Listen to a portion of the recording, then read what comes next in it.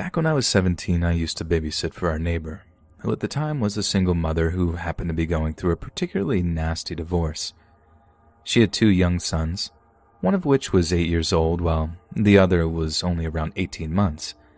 They were absolutely adorable and very well-behaved kids, but you could tell that they were going through a lot, and the older one definitely showed signs of stress over the whole thing.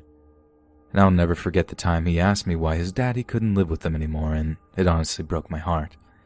Not because I didn't have an answer for him, but because to hear it would have just been too much to bear.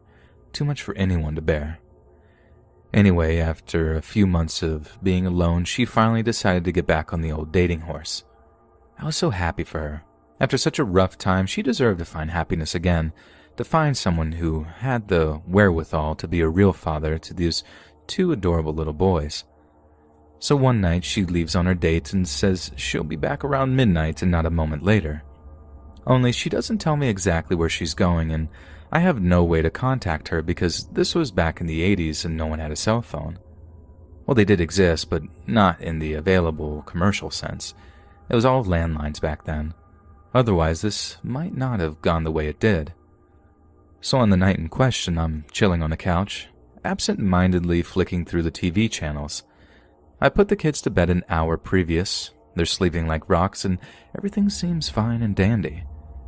When suddenly there's a knock at the front door.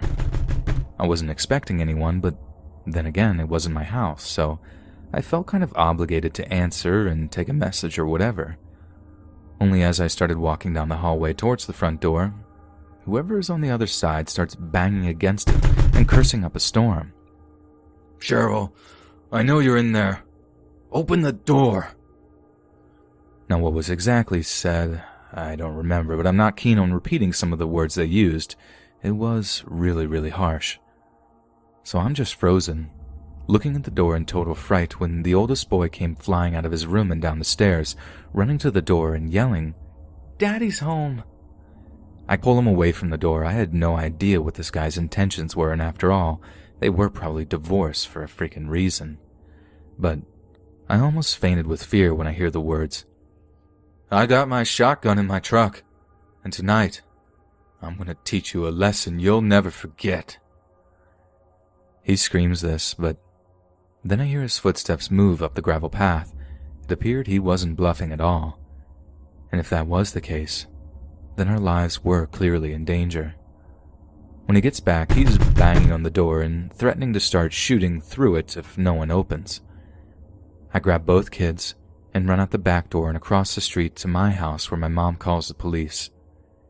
When the police arrive a few minutes later, they actually find the ex-husband taking a massive dump on Cheryl's porch.